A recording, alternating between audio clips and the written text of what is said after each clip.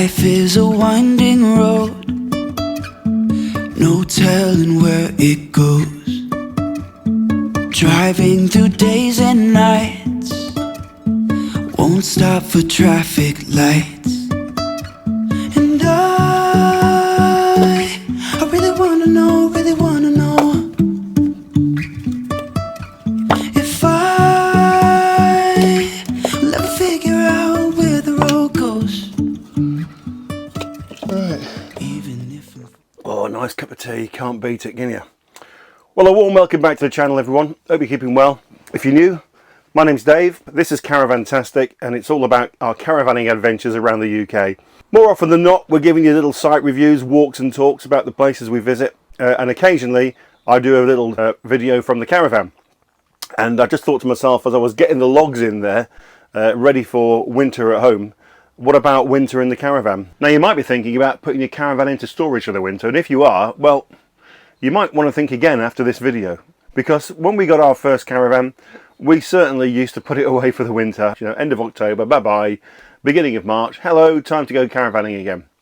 But actually what we've learned is autumn and winter caravanning can be an awful lot of fun. Yes, you've got to make a few adjustments, of course you have. You know, things are a little bit different. So, since the 21st of June, the nights have been drawing in, but the days are so long that you don't really notice it, because it's coming in, it's drawing in the morning and drawing in at night, but we're always probably still in bed anyway, so we don't notice it. But I'll tell you what, by the time you get to the end of August, and now here we are in the middle of September, then you really start to see the changes. It's certainly not getting lighter until later, and it's getting darker an awful lot earlier. And of course, by the time we get into the end of October, and the clocks change, so spring forward, fall back, so the clocks go back at the end of October, then the nights really draw in, don't they? The days become particularly short and not very light. But we've got trips planned all the way through, every month until January next year. And that includes a break between Christmas and New Year. So we've got no plans at all to be shutting down for the winter. So if you're going to keep going, what are the key considerations? Although some sites do close down for the winter, there are many sites that are open all year round. And one of the benefits is that pitch fees are generally quite a bit cheaper in the winter months than they are in the summer. I suppose you'd expect that. It's low season. It's also a lot quieter, which is rather nice. Now, you need to be mindful, because some sites are now starting to charge separately for electricity. So that's something for you to think about and something to plan for when you're booking sites through the winter months. Also, if you like to go off grid, the key consideration is going to be the lack of solar. So make sure that your power banks are well charged before you leave, and you're almost certainly going to be using a lot more gas than you would have done normally. So make sure you've got plenty of gas in supply before you head off on your trips.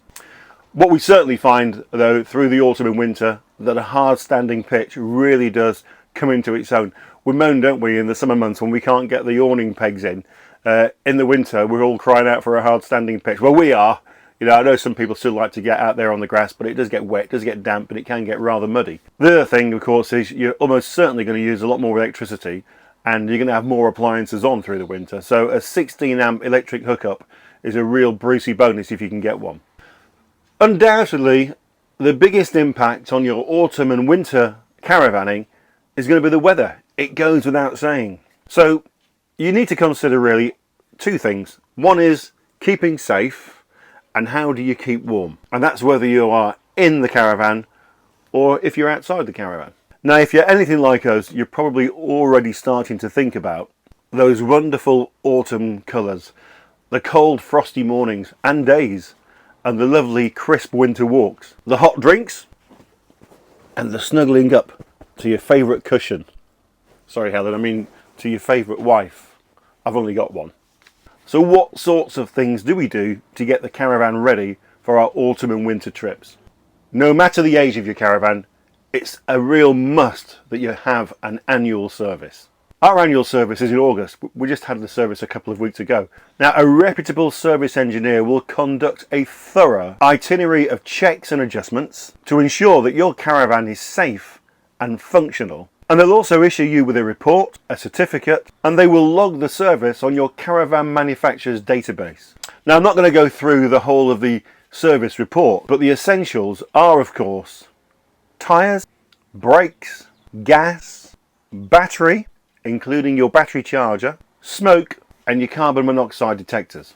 I just want to draw some particular attention though to your tyres. The key thing about Caravan tyres is they almost certainly will not wear. The tread on them will probably look really good.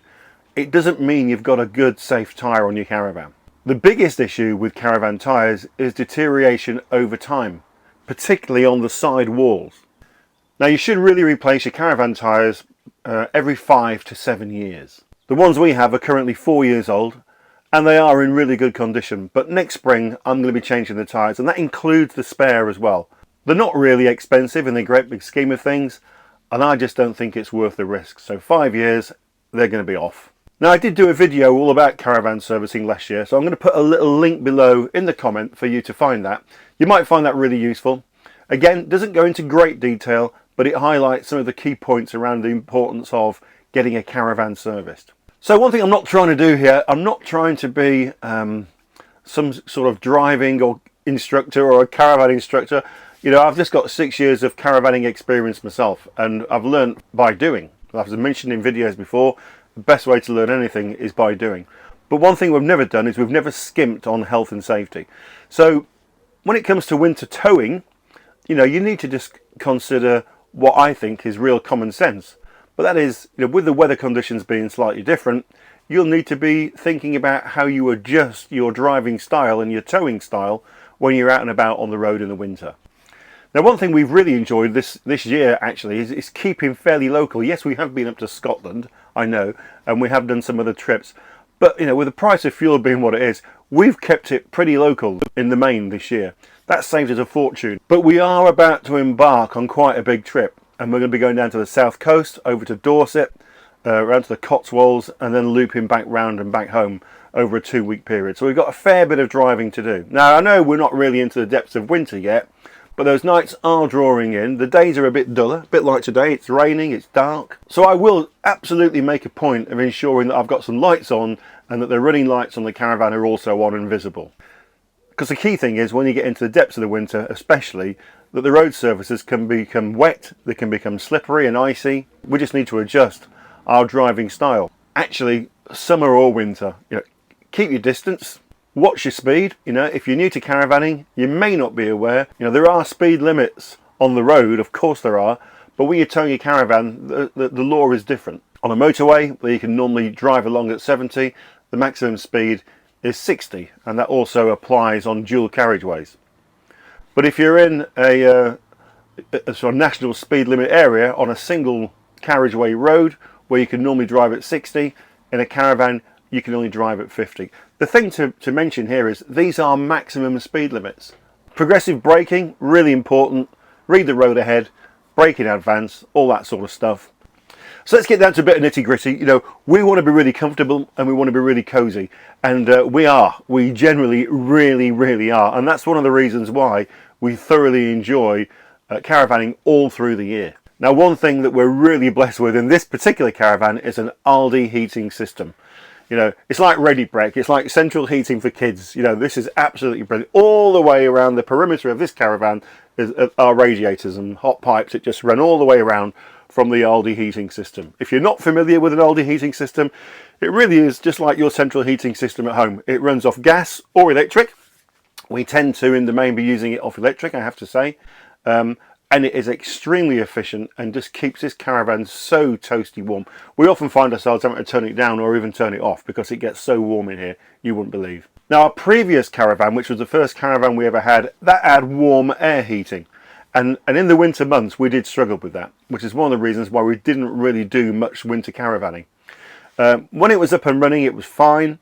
But we had to boost it, and we often had to boost it with like one of those electric fan heaters, you know, and that was great. But the minute you turned it off, it just really dropped down the temperature, and we found it particularly cold at night time when we were in bed. So, you know, if you've got a warm air system, you know, it might be fine for you. You might be really happy with it. But we did find we needed to carry a couple of hot water bottles to bang in the old bedroom there to keep us warm at night. The thing about that is, though, as I mentioned earlier on, you just need to watch the amount of power that you're using, because once these appliances come on, particularly if you put the kettle on, then before you know it, you know, the trip switcher's gone on the electric hookup post, and then you're out there in the wet and the cold with a torch trying to find it and sort it out. We have to adjust when we go outside. Of course you do. You know, we're moving into the winter, so we need to wear different clothes. I've been wearing t-shirts, cut-down jeans and flip-flops for the last 4 or 5 months. You know, it's been brilliant, and what a fantastic hot summer we've had. So it might come as a little bit of a shock, but we're all geared up. We've been out to our local Go Outdoors, you know, in the past, and we've got all the gear that we need to stay warm in the outdoors. So that includes waterproof jackets and clothing, of course. The big old walking boots, you know, the mandatory campers muddy walking boots, thick socks, heavy coats, jumpers, you know, a few blankets. And the difference is, of course, these all are a lot heavier than your summer clothes, so you're going to have quite a bit more weight in your caravan. You'd be surprised. It's really all common sense stuff. No one here is trying to teach granny how to suck eggs, so please don't be offended. But it's all in the planning. You know, you just need to make sure you've got this stuff ready. You'll need to consider, of course, when these items of clothing are getting wet, how you're going to dry them out. We dry them out in the shower. We just hang them up in the shower, our jackets, when they're wet. And with that Aldi heating system on that I mentioned, they do soon dry out. But ventilation is also key, so we always have a vent open, you know, even when we've got a little bit of heating on, just so we can keep the circulation right. And especially if, of course, you're using gas. If ever you're using your gas appliance, then make sure that you've got plenty of air circulating. The caravans have got their own air vents. If we're using gas, there's always a window open somewhere. Now, what about the awning? This is an interesting area because actually we probably use our awning less in the winter than we do in the summer. Obviously, we've been using our new sun canopy this year. I've done a video all about the sun canopy. I'll put a little link below for that as well. That has been a godsend. We've really enjoyed it. We have got some sides that we can attach onto that. So I think early autumn and late winter, we may well find ourselves using the sun canopy a bit more. But the main reason we use the awning that less in the winter is it just gets so wet, you know, and even if it's a dry day, you do tend to get quite a bit of condensation in the awning, and so you've got a wet awning. But the benefits are it does give you somewhere to get those wet clothes off and the muddy boots off and get your slippers on before you come into the caravan. So it's a real pros and cons situation that you've just got to weigh up for yourself.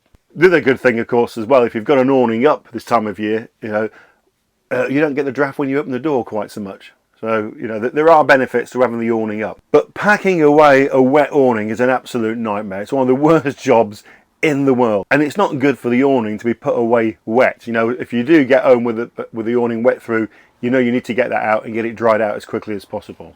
And of course, the other key thing with an awning is, where the weather's concerned, is mainly the wind. Most awnings are waterproof, or at least 90% waterproof. But the wind is the biggest problem you'll have with any awning.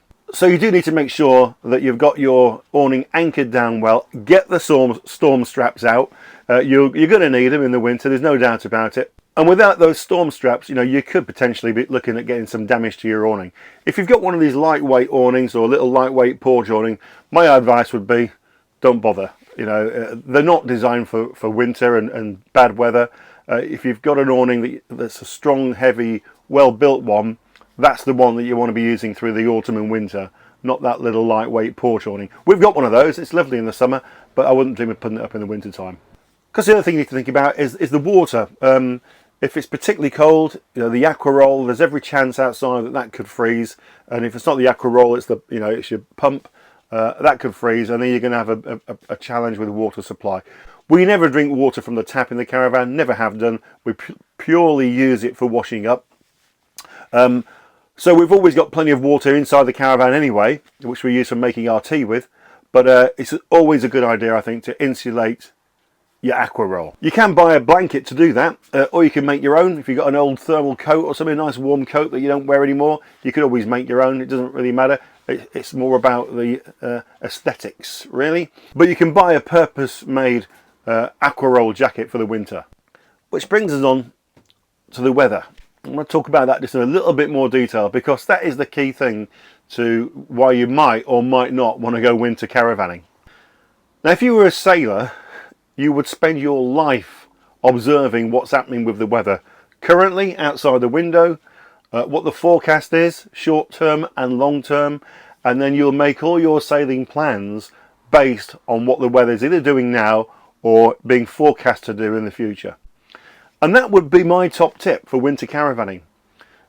One, stay local if you can. You know, you don't have to go a million miles away. keep an eye on the forecast in advance. You know, with it being much quieter in the winter, you don't have to be booking up weeks and months in advance. I know we have got some plans in advance, but in the main, you don't have to do that. So if you can be ready to go, keep an eye on the forecast, and if the forecast for this coming weekend's looking good, get something booked and get gone. Conversely, if the forecast is looking a bit iffy, just don't bother. That's the great thing about winter caravanning. It's much quieter. You need to build in a degree of flexibility, and then you can make your decisions, you know, either yes, we're off, or no, we're not going to bother. And if you're local and you're out and about and the forecasters got it wrong, because sometimes they do, then you can see what's happening or what's going to happen, and you can abort. You can soon pack up, get in the car and get back home. Because if you're 200 miles away, that can sometimes be a challenge. You know, and last winter with the big storms that we had, I know a few people got caught out with that. So we're ready to go, and we are really looking forward to it. You can't beat winter caravanning. If you're planning to do it or you're going to try it for the first time, you know, get yourselves organised along the lines that I've just described, and get off and really enjoy it, because winter caravanning offers such a different outlook and concept. You know, it really is lovely out there. If you've got all the gear on and you're nice and toasty warm, you know, some lovely winter walks, absolutely fantastic. The colours from the trees are just absolutely amazing in the autumn. And even if you're on the coast and the waves are breaking, you know, it's just brilliant just to take it all in. And having heard all that, if you're not going to be bothering and you don't fancy it, well, just keep tuned to this channel, because we will be taking you with us on our winter caravanning journey. So massive thanks to everyone who supports this channel. Subscribers old and subscribers new, thank you so much. We really do appreciate it. So if you have been, thanks for watching. Stay tuned, stay with us, and we'll catch you in the next video coming your way very soon. Bye for now.